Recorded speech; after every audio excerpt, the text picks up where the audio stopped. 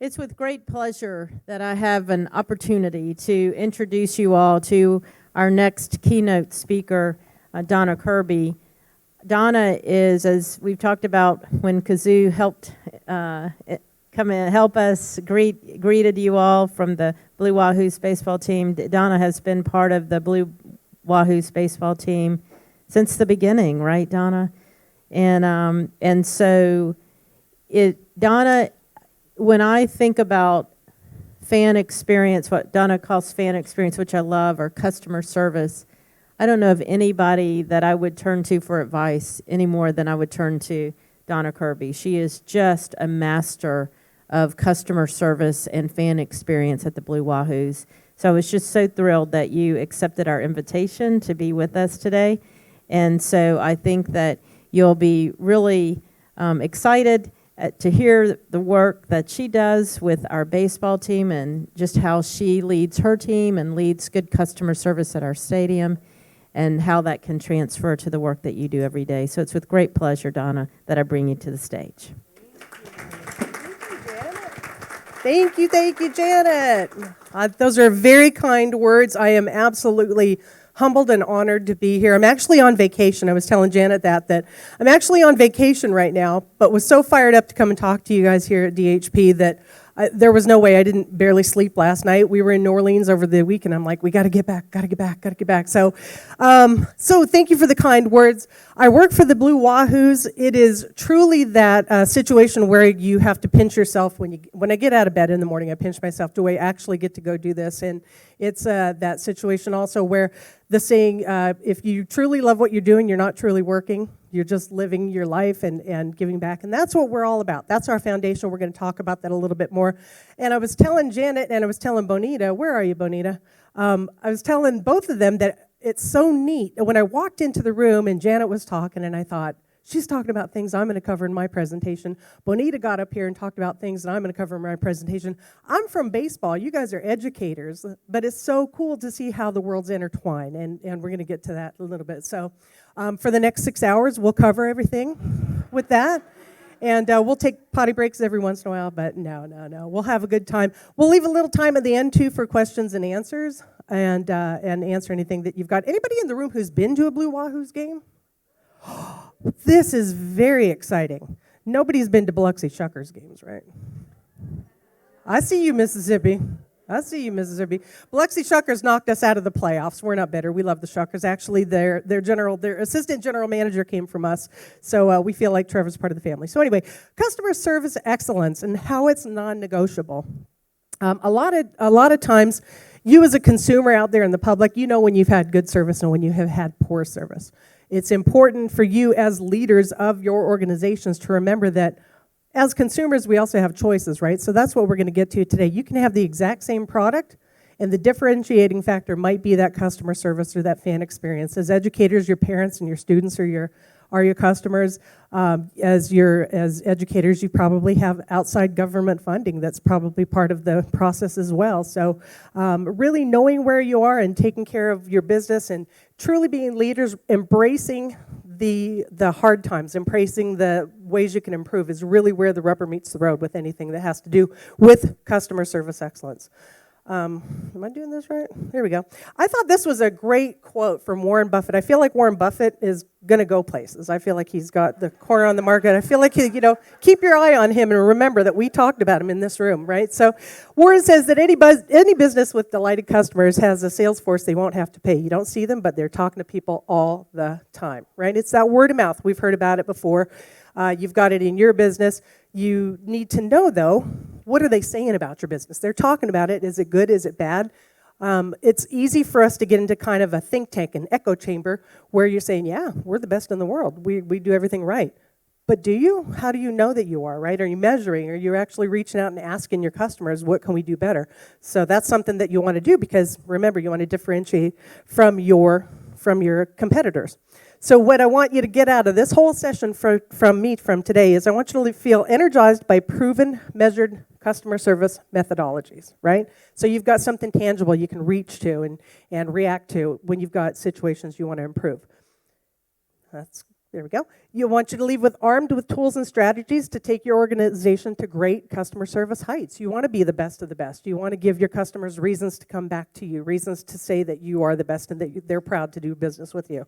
And you want to feel empowered to act. You want to feel empowered to give your team the tools that they need to make your life, their lives, your product that you're putting out the best in the business. Now, a little bit about me. I come from some pretty well-known companies that are really, put the corner on the market on customer service. Disney is the one that really everybody looks to that says customer service is what they do. They're known for, right? And they're good. They're great at it. And they do reach out and they do survey and they do follow up on that. But I will tell you that it wasn't until I came to the Blue Wahoos that I really understood what customer service done right looks like, okay? Disney does a great job, but I had one of our owners come to me and we had a situation that was going on and they said, what would Disney do in this situation? And I said, honestly, we could teach Disney lessons on that. So that's how much I believe in the product that we put out there and what we do, the structure and the fundamentals that we teach at the Blue Wahoos. So I've been with the Blue Wahoos since 2012. I came to Pensacola accidentally.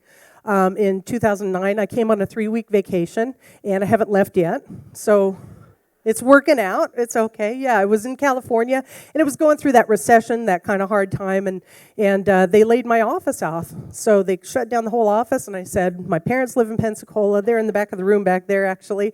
I said, there they are. I thought, when am I going to get 3 weeks to go visit my folks in Pensacola again? So hopped in the car. Two days later, I drove across country straight through, made it here, and surprised them, and I haven't left yet. And it was the best thing I've ever done. It is truly, it's that situation, I was where I was supposed to be, and everything happened for a reason, right? So 2009, I got here. 2011 or beginning of 2012, I got a call. Hey, do you know that baseball team that's coming to Pensacola? And I said, yeah, I've been a baseball fan since I was 8 years old. I've been following that whole thing. And they said, well, they're looking for a merchandise manager. Would you be interested in applying for that? I said, I can be there in 30 seconds if you want me to be, right? So came down, applied for the merchandise manager role, buckled up, and that first year was just crazy. We moved into the stadium where we were in hard hats and helmets, and we didn't even have the certificate of occupancy, but we were still moving stuff in. Don't tell the city officials that.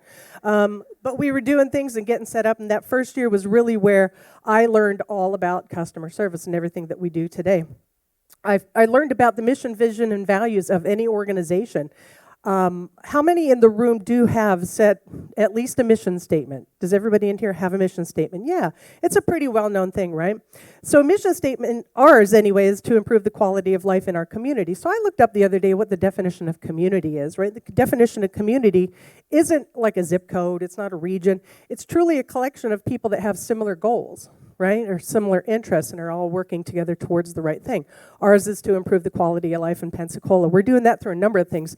Through the baseball team, through the Studer Community Institute, which focuses on 0 to 3-year-old children on early brain development, and how we're seeing correlations to kids not being prepared to go into kindergarten. If they're not prepared, then we see a higher juvenile delinquency rate, and young ladies who are pregnant as teenagers. And so we're trying to turn that around in Pensacola. I think out of 67 counties, we rank 66th in education. So we're trying to turn that around through the Studer Community Institute, and that's all giving back to the community.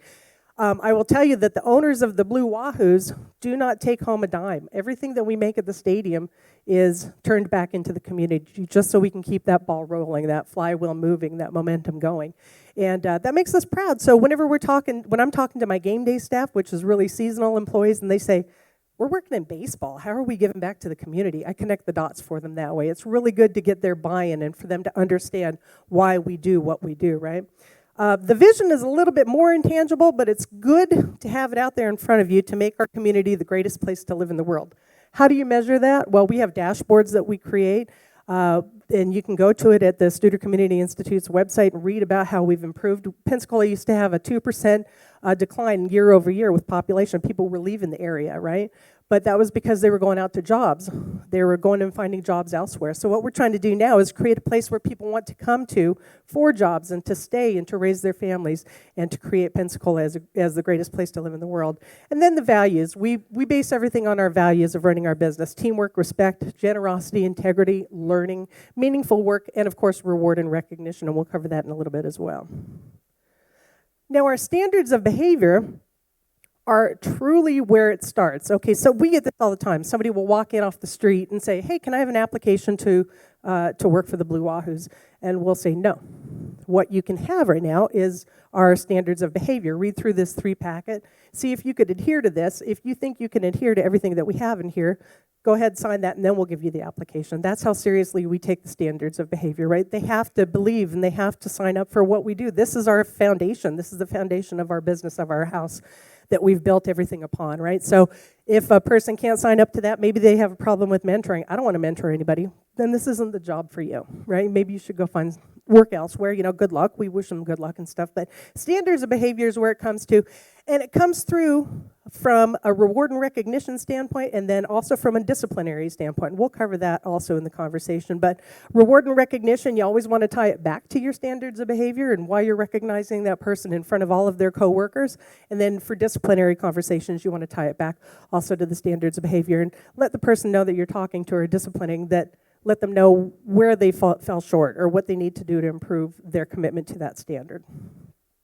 This isn't to brag, but it's a little bit of bragging, but it's some Southern League awards that we've won here. We've got the Don Mincher Organization of the Year Award. 4 times we've won that. We've only been in existence. We've played 8 seasons, so we're quite proud of that. That's out of 10 teams in the Southern League. We've got Community Service, Groundskeeper of the Year, Ballpark of the Year, Jimmy Bragan Executives, Broadcaster of the Year. Tommy Thrall is actually now the broadcaster for the Cincinnati Reds, so we're quite happy for Tommy and quite proud of him. Further beyond that, we actually had more awards. The Bob Freitas Organization of the Year Award comes to us from all of baseball. They said, you're the best organization in AA baseball out of 30 other teams, so we're quite happy about that. But the reason I highlight these isn't because of, hey, look at us and look at how great we are. Number one, it's because it highlights Pensacola. It puts Pensacola on the map. We share it with the community. We accept the words on the stage, but you will never hear, oh my God, we're amazing. You'll never hear that because it's commitment. It's that mission that we're adhering to, right? So we always tie it back to Pensacola and what we're doing here. And it makes us proud. It makes us feel like it's making Pensacola a great place to work. From a baseball side of things, we're raising the bar in minor league baseball. I speak at the Southern League meetings. I'm speaking at the winter meetings that are coming up in December, and I tell them about what we're doing in Pensacola. And I think it's a testimony to our community. It's a testimony to what we're doing in raising the bar in minor league baseball, that I get calls from the Pittsburgh Pirates and the San Diego Padres and the Atlanta Braves saying, what are you guys doing at little old AA Pensacola? And if I can share that and be transparent with that, we all win. It puts us on the map and it helps baseball out. So now this directly applies to you. Engaged employees and engaged customers are the rocket fuel to your organization. That's how powerful it is. They're the rocket fuel. They are what propel what we're doing. You hear a lot of talk about engaged versus satisfied, and we'll cover that in a little bit. You talk about owners and renters. We'll talk about that in a little bit. And that measurement, how important it is to measure that and send surveys out. We get those results. We send employee engagement surveys out. We get those results, and I've gotten them. I haven't been sitting in a funeral before, Benita, but I'll get those results and just comb through them and see how are we doing year over year. Are we holding up our end of the bargain and being the best employer that our employees want and deserve? We listen to them. We get the feedback, too, and we say, hey, is this valid? Is this something we can act on? The answer is 100% of the time, yes, it's valid, because their perception is your reality, right? You can look at this stuff, you can look at the feedback and think, oh, they're off their rocker. What are they talking about? We can't do that. But the perception is your reality. That's what you have to act on. And keep in mind, it's easy to get defensive. It's easy to say, well, they don't know this side of it. They don't know that side of it. Tell them. Share with them. Be transparent. Tell them where the decisions are coming from so that they're on the same page with you. And be upfront with them. Don't hide from it. Don't run from them. Embrace it. Run into it. Because your engaged employees and your engaged customers are the rocket fuel to your business. Renters and owners, we talk about this. The satisfied people, you need them. You need satisfied people in your business, obviously, but they're the people who clock in, do their job, do a fine job, clock out and go home. And that's great. We need that. We need to keep that flywheel moving. We need to keep the business getting done, right? But your engaged employees are doing that. But when they clock out, they're saying, did you know what we're doing? We're doing a farm-to-table dinner on the field at the stadium. And did you know that we're doing an Alzheimer's walk? And didn't Jerry's dad have Alzheimer's? I think we should get a group together and we should walk for him. And it's really those people they're the owners. They're owning it. They're married to the mission statement. They want to be part of that that value, that core value of your business, because they believe in what you're doing, and that's sought after by doing the correct hiring. I think this is so interesting, this Gallup path. We talk a lot a bit in business anyway, and I'm sure it's the same for education. You hear a lot about the budget this and the budget that and the budget this and the budget that, right? That's the cart before the horse. If you don't have the right people in place, or you're just hiring people to fill spots and head counts, your finances are at risk, right? The people come first, and then the finance will follow. People come first, and the finance will follow. Gallup is famous. You guys have probably all heard of Gallup polls. They do a lot of great work. They do a lot of great work on employee engagement, customer service, fan experience.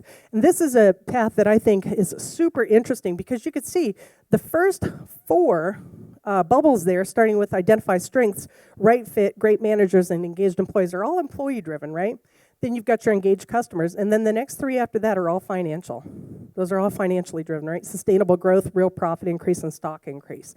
That's telling you, and that's scientific studies, that's years of research that they've done, data that they've collected, and information that they've shared with us that backs up what we do. We hire the right people, find the right people that are engaged, are part of what we believe in, and they will drive your business as well. Hiring for your organization's culture. Every organization, school districts, schools, everybody has a culture. You want to find the right people for that, right? It's almost like a personality. It's a personality or a marriage. Like you want to bring somebody into the relationship that's going to really fulfill your dreams that you're trying to get to, right? So you want to make sure that you're hiring the right people. Your employees are your ground zero. Your employees are where it starts at. That Gallup poll that we had, or the Gallup path that we had up there, remember the first 4 bubbles were all people-driven. Right? You don't want to hire the right. I hear so often, I'll do consultations, and I'll talk to people about, so what's going wrong in your business? You know, what can I help you with? What's your number one thing? Well, I don't have the money to hire somebody, but this guy said he can do it for me, so I'm just going to put him in there. That is absolutely the wrong approach, right? So I'll coach them down off of that and say, you're actually shooting yourself in the foot if that's how you want to run your business, because as a leader, it's probably going to serve you better in the long run to do double duty. You fill in that role until you can go through the process and hire the right people. Hire the right people that are approved by your staff, and we'll cover that too in peer reviews, that live up to those standards of behaviors that you signed up for. Your staff is your resource, by the way, for your standards of behavior. As a leader in the room, don't feel like you have to come up with, okay, what are our standards of behavior going to be? Turn it over. Turn it over to your group and say, tell me what you truly value, what you want to see in a coworker in your organization, who you think we need to hire, who you think looks right to fulfill the plans that we have for where we're going, right? Turn it over to your employees, give them a deadline, say, I'd like to have this back in a week or 2 or whatever you think it is, and then sit down with them, go over it, and then christen it. That's your standards of behavior, right? Don't feel like that's on you. So use those standards and hire the right people. And then once you've found those right people, you've gone through a process, you've found the right people, you want to onboard them properly. And so often I've heard this, another company I worked for, it was Disney, would hire somebody, and it was the person's first day, and hey, welcome aboard, here's some paperwork to read, here's your desk, good luck, right? That's really not the way to do it. And I don't want to call out Disney, even though I just did, but it's not unusual. Disney's not unique in that, right? So many companies just say, hey, welcome aboard, we're glad you're here, here you go, good luck, right? Onboarding should actually last about a year. You've got your full staff training, you've got your independent staff training, you've got certain department-specific qualities and schedules that you have to adhere to. But you want to buddy that new person up with somebody who's been there and knows the vibe, knows what's going on, knows what the priorities are, and knows what to avoid, what the pitfalls are. So onboarding isn't really just welcome, here's your first day, get out of here, good luck with everything. It's really a year-long process, and you as leaders, setting up one-on-ones, setting up 30 and 90-day reviews with that new person to make sure that they're on the right track. That's what you want to do. You know, that's going to set you up for success, set that person up for success too. Reward and recognition. It's so, so important, you guys. It is vital in any organization to reward those people who are your high performers, right? The people who are doing it right. They're living the standards. They're living the mission of your organization. They're up there and they're engaged. They're talking about everything that's going on. You want that because, number one, you want your employees to be happy. You want them to feel like, hey, I get to go to work today, right? I get to go to work. I get to go live this. I get to do something great for the community.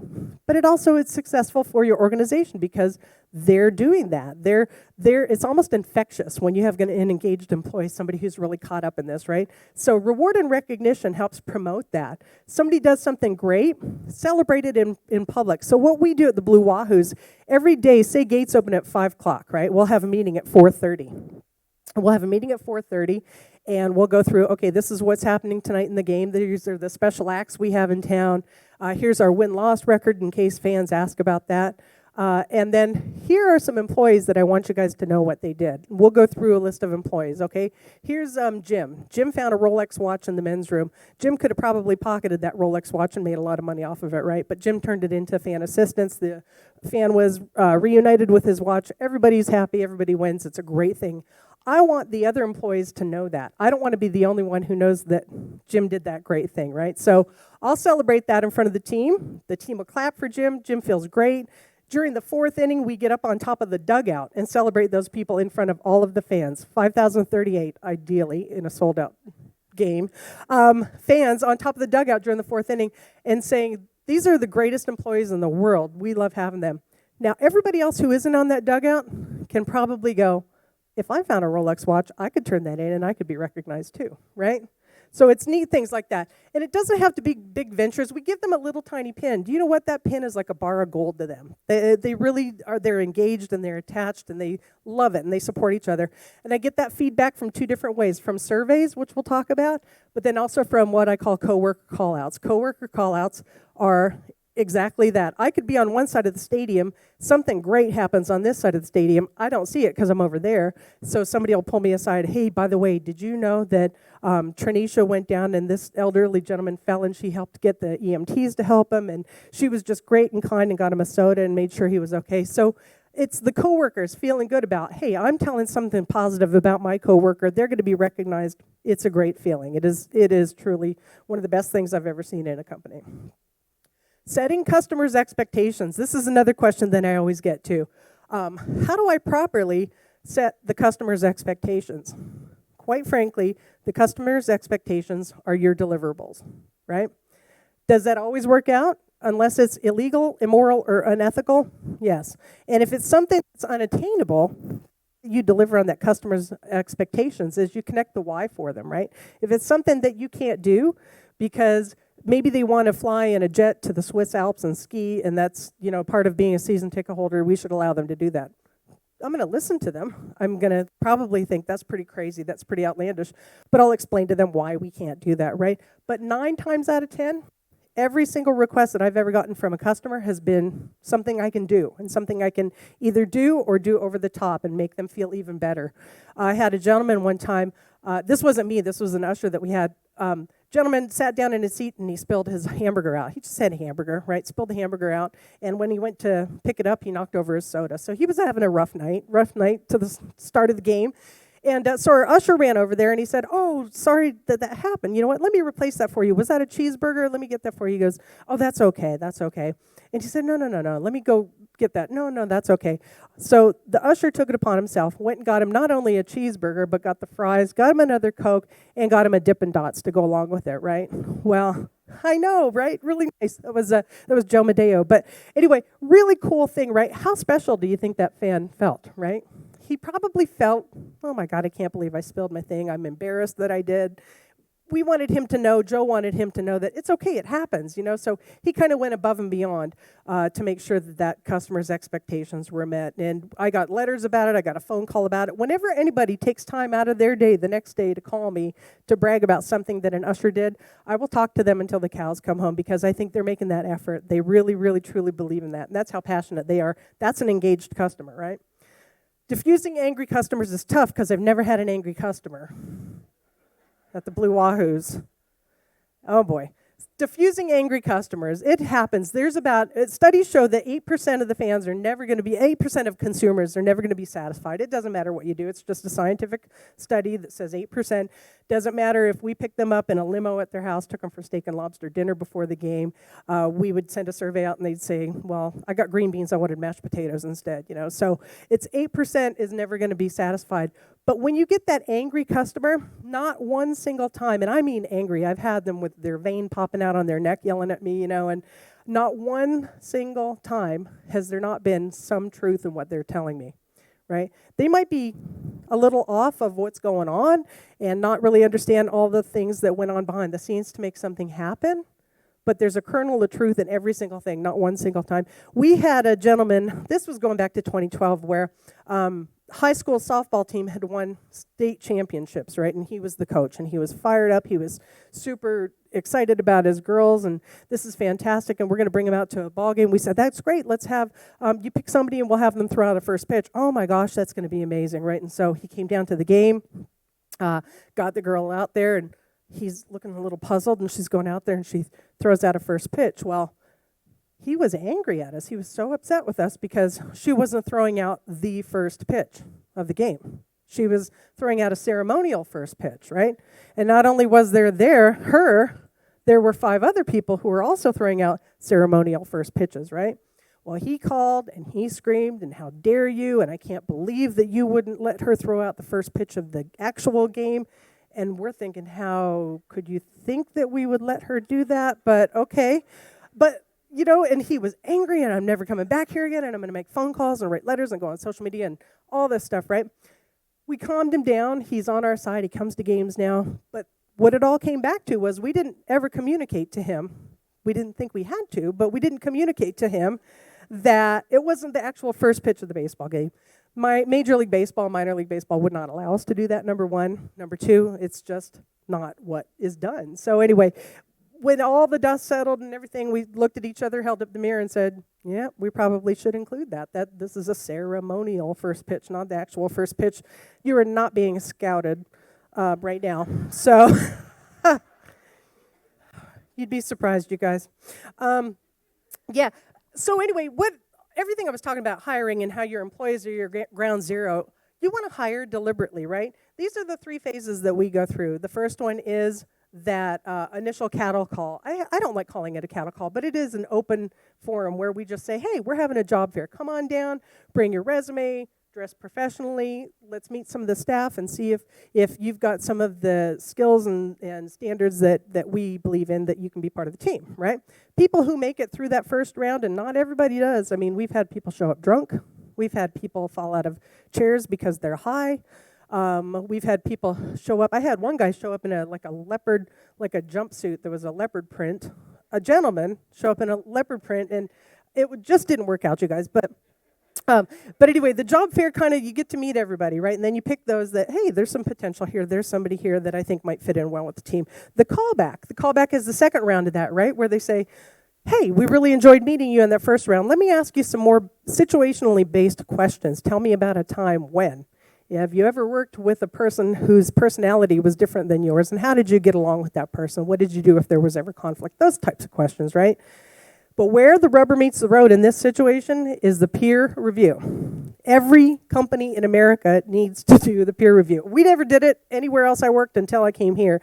That peer review is the make or break point. That's when you literally have people that person will be working side by side with come in, interview that person, and either say, yes, I have to have them on the team, or what were you thinking, right? Absolutely not. And the peer review outweighs every other thing. The leader interviews in the first 2 phases, they can be great persons, they can have the skill sets, they can have everything that you think you want in a person, but if they're not going to fit into your culture, or they can't adapt to those standards of behavior that we talked about, or whatever the reason is that the peers can't sign off on, they will not get the job. We had a situation, in addition to the Blue Wahoos, we own a set of retail shops called the Bodacious Olive and the Bodacious Cafe. It's coffee and all sorts of good eats, located on the corner of Main and Palavox, if you guys get over there. But anyway, really good food. We had to find a general manager for that, right? So our general manager of the baseball team was leading that charge, and found somebody that was great. He loved her. She thought she was great. Went to the peer review. Didn't make it. Something came out in the peer review where she's not going to work out. Some things come up. She doesn't believe, she thinks the standards of behavior are a joke. That was an absolute nail in the coffin. Telling him that wasn't going to work out was probably the hardest thing. Just seeing his face like, this is somebody we've been trying to get on here for 3 months, but if the peers say it's not going to work out, it's not going to work out. She's not even going to get the offer. So that's how importantly the peer review is. If you're not doing it, I truly encourage you guys to do that in your organization. We talked a little bit before about onboarding and training. I want to loop back to that, though, because this is where you want to go, and this isn't all at once. This isn't a one-day thing, but throughout that year, right, you want to review policies and procedures. There's a great saying that I just heard, and I think it's fantastic. If it hasn't been said in the last 45 days, it hasn't been said, right? I think that's so powerful and so true. Think of yourself, right? Put yourself in that person's shoes. If it hasn't been said in 45 days, am I going to remember it? I hope so, but it's never going to hurt to go back and circle around and review it again, right? So review policies and procedures. That 30 and 90-day check-in point is super critical with your employees. And it's so funny to see the new folks when you have your 30, you tell them, okay, we're going to have your 30-day review tomorrow. They're like, oh my God, I hope I've been doing this right. And you're like, no, no, no, no. This is when you tell us how we're doing. Are we holding up our end of the bargain? When we hired you, we said X, Y, and Z was going to happen. Are we doing that? And if we're not, how can we do it differently so that when we hire somebody else, we can make sure that we're following what we're putting out there, that we're being honest and living up to our standards. You review the core values and standards. Like I said, 30, 90-day check-ins are great to do. Hopefully you're having one-on-ones with your folks. I have one-on-ones monthly with my team.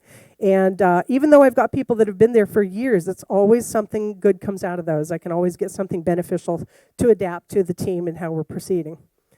Ask clarifying questions from your staff, right? So you might think that you're communicating great, but there might be issues that are there and they don't feel comfortable, but you want to dig it out of them. We'll get into employee rounding too, right? Rounding is where that will come out, or in your one-on-ones and your 30 and 90-day reviews. And then if you have to, break into smaller groups by the area of responsibility. It's not maybe necessary that the creative services team has to understand what stadium operations is doing, but the creative services team has to understand what they're doing, right? So it's always good if you've got a big group to break them up by department so that they can cover on their specific things. Oh, here, we'll go back there. Let me see. Employee rounding. That's Mr. Horace. He's been there since 2012. This was Christmas in July we were celebrating, and he was actually going up that night for reward and recognition. We got a picture of him because he is truly, you talk about an engaged employee. He works 4 other jobs. He comes here, and he cannot wait to get to work at the Blue Wahoos. Are we having a game tonight, Donna? Yeah, I can't wait to be there. And then he's there, and we almost have to kick him out of the stadium, right? It's time to go home, Mr. Horace, but I want to go and do one more thing, So he's fantastic. I wanted to include him there. Rounding on employees, basic questions, but super important questions. What is working for you today? There's a tendency for the human spirit or mind to lead with the negative. I don't know why it's that way. When the comedian talks about he killed in the room, but there was one guy who wasn't laughing, he's going to focus on that one guy, right? So lead with what's working well. It serves as a reminder to that person that not everything is bad. Maybe they had a rough time getting to work, they had a flat tire, or their kid's sick and they've got to go to the doctors, but they can't get into the doctors for a month or something like that. But there's something good at the job. So ask them, make them dig deep, right? And don't rush them out. Don't ever say, oh, we'll come back to that question. Let it hang there for a while, right? What's working well? Let them think about it. You could, step away and maybe look like you're taking notes or something like that, but let them really percolate on that and really think about what is going right. What do I like about being, here for the job? Do you have the tools and the equipment you need to succeed? Oftentimes that's a stressor for employees. They really, really want to do a great job, but if they don't have the tools to do it, maybe they don't feel confident coming and talking to you about it, or maybe they feel embarrassed that, hey, I should have mentioned this a long time ago, but do you have the tools and equipment? If you're going to them and asking them that opens up the conversation so that they can bring that to the forefront. Is there a coworker you'd like to call out? That was that coworker call out I was talking about before. Makes them feel good because they're doing something nice for their coworker. Makes the coworker feel nice when they know that they were recognized in front of their staff and their peers. What can we improve upon for the staff or the customers or the fans, right? And a lot of times we get some great ideas from this, right? We get, ideas like, hey, have you guys ever thought about maybe extending the netting down the first and third base foul poles? Well, we heard from an employee about that, and this was well before it became a hot topic in baseball. We started doing the research, so we're actually ahead of the game because the employee is the one who kind of spurred us on with that idea. So, and then the last question we ask, is there anything else you'd like to share? This is kind of an open forum topic, right? Is there something I should need to know, or is there something you want to share with me? This is where a lot of times I'll hear from somebody, I don't really have an issue, but I just thought you should know that Jim might be a little down today because his mother has cancer. Or you might take it a little easy on Sally because she just got laid off from her job, and you might not know that, So a lot of times that's their opportunity to share about their coworkers, and I love that because they're looking out for each other as well, right? A lot of times they're just going to say, no, I think everything's fine, but it does open up the forum right there for you. It's the same with customers. So you've got your students are your customers, your parents are your customers. You can ask them this and just kind of glean from it what you can for your own situation here. But we do the similar questions with customers when we're rounding on them as well. What's been great about your experience? Can you tell me about your experience? We do this at the shops a lot, They come in to get a cup of coffee. What was great? Well, I walked right up and I had my coffee within 30 seconds, and everybody was so friendly, so we hear that. Is there an employee who was of great service to you? This isn't for a bonus. This isn't for commission or anything like that. They just truly we want to celebrate those employees that are going above and beyond. Were you able to find everything that you need? I'm sure you guys hear that out there in the consumer world, maybe when you're at a shop or something like that. Were you able to find everything that you need? This is a great opportunity when they might say, well, I was looking for this particular brand of tortilla chips, and I don't see it, and it's really popular. Maybe it's something you should carry in your store. Make a note of that. Get that. It might be your next bestseller, right? Any ways we can improve? What can we do to make this better? So you want to come back, right? You've got competitors out there. So how can we be the place that you want to go, where you want to bring your folks? And then align your business. Are there any promotions you'd like to see? Maybe there's a businessman's lunch that they want to have, or there's a special wine and cheese party on Fridays that they want to see. This is all geared towards retail and what we do in the retail footprint, but like I said, you can glean it for your own personal business. Open up the forum, get those conversations going, and find out what you can do better for your customers who you're working with.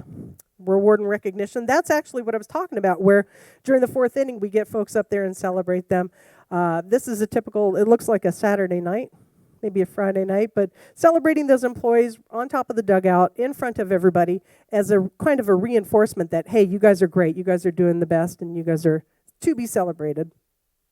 3 things employees want to know, and I know that Janet touched on this before, but I love it. They want to know they're making a difference. Put yourself in your employee's shoes, or any hard times you've had at maybe jobs you didn't like as much. Did you really feel like you were making a difference, right? Everybody, no matter what, at your job, in your life, anywhere, wants to feel like you're making a difference. Are you doing worthwhile work? Or is this just busy work? Is this work going to anything? I know I've had busy work thrown at me, and it is mind-numbing. It is terrible, right? So I want to feel like I'm doing work that really matters, that's really giving back and moving that needle forward. And then my work has a purpose, right? Am I really truly contributing to the community by doing this? I look at it from my role as, am I creating a staff for the Blue Wahoos that are engaging the fans to make them want to come back to the stadium so that they feel like they have a place to go, so that their profits, like I said, go back into the community. So if we can sell out that stadium every single night, the city of Pensacola wins, right? Pensacola and surrounding communities win. So that's what I want to do. My work is purposely driven by that goal. That's the goal for me in what I do. The power of surveying. Now, I know we touched on this before, but it is truly your living, breathing report card. You're going to hear terrible stuff on it. You're going to hear stuff you don't like on it. Embrace it. Run into it. Run into the fire is what I always tell my team, right?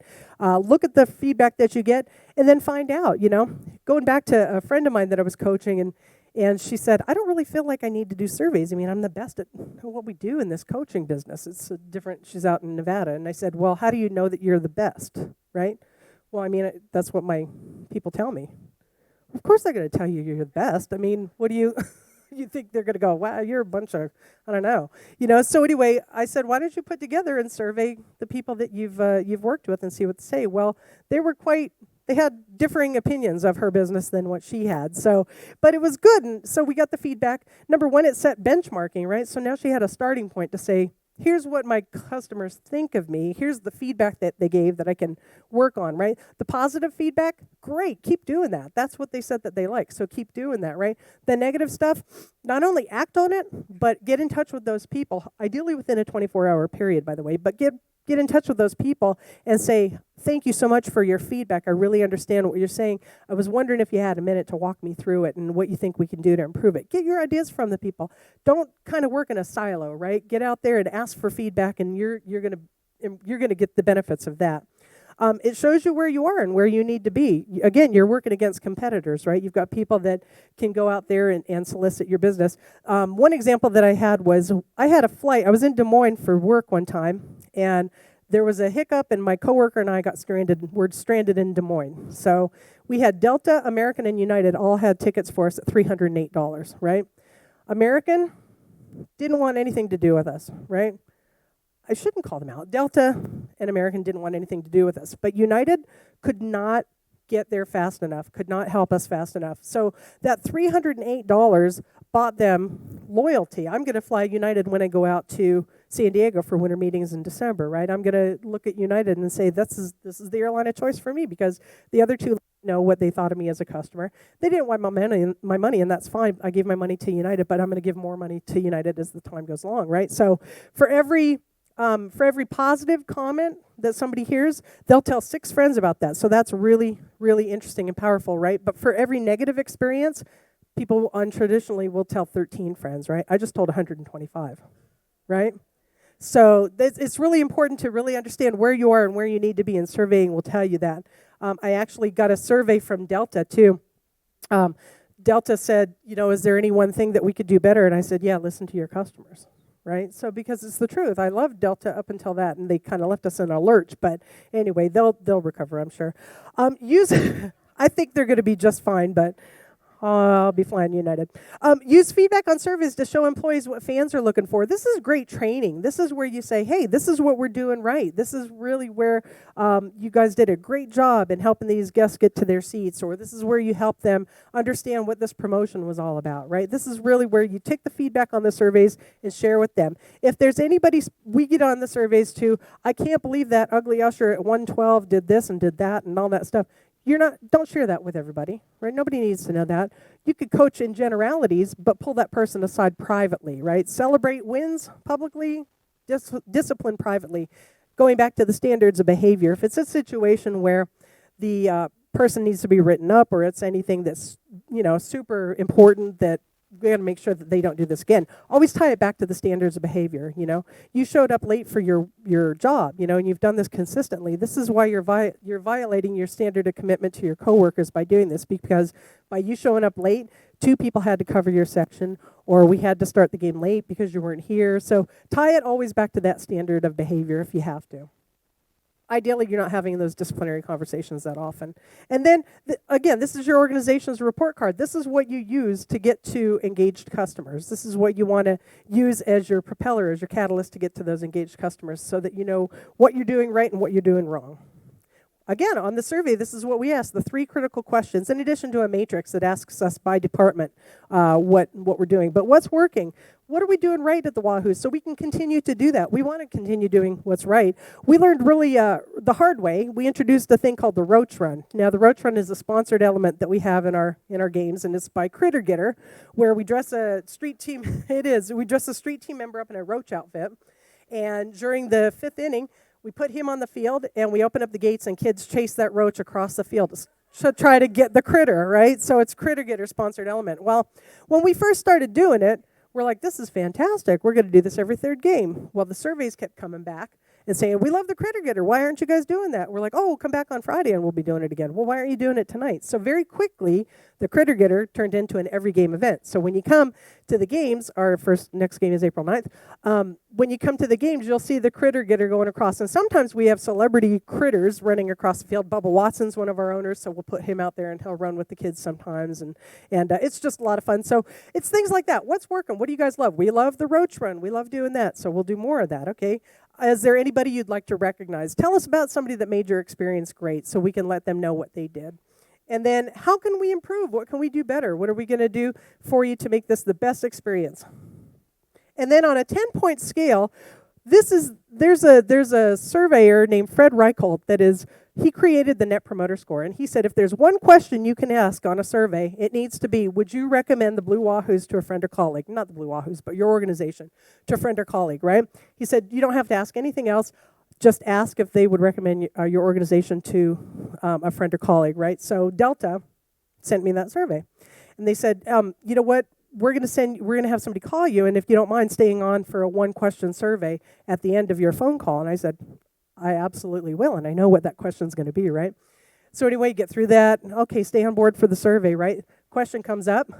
Would you, based on your last experience, would you hire that person to work at your organization? They tricked me. It wasn't that question, but that's also a good one. But anyway, I said yes, I would hire that person. But anyway, would you recommend the Blue Wahoos to a friend or colleague? On a scale of -100 to 100 will give you your net promoter score. And it's exactly what it sounds like. How many people are out promoting you? How many people are out detracting you? And then you've got your people scoring you 7s and 8s who are on the fence about you. They don't know. But great conversion opportunity there.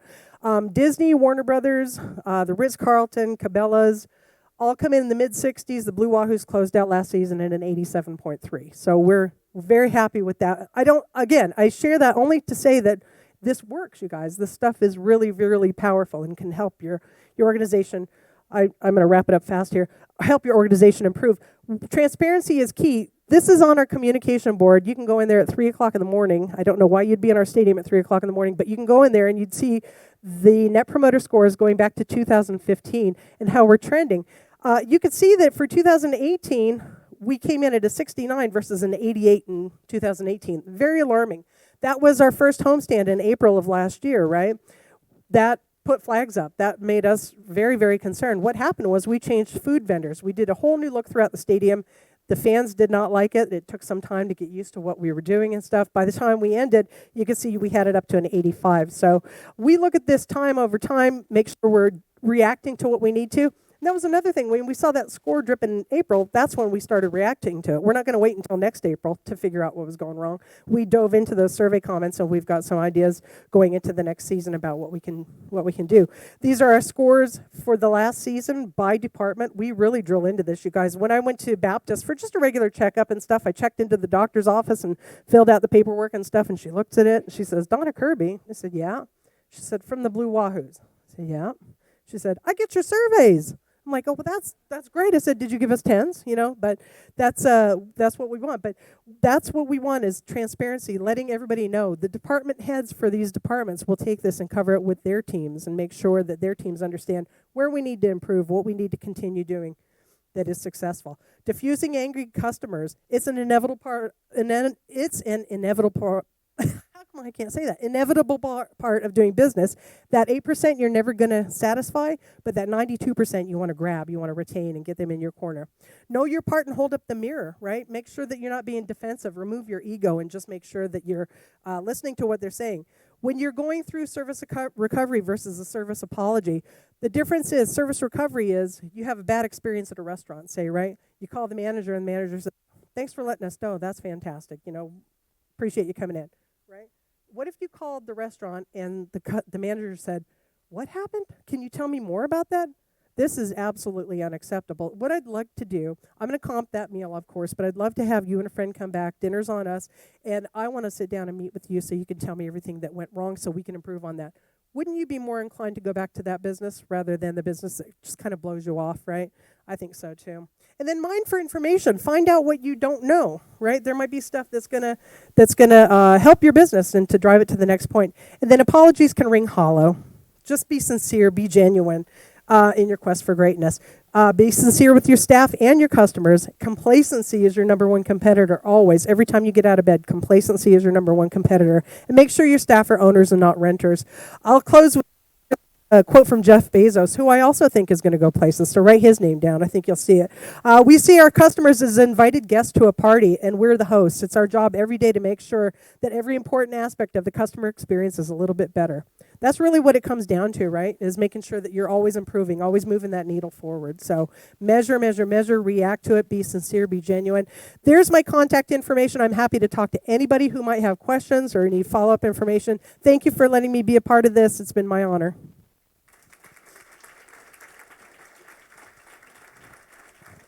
So, just before you get off stage, tell one little.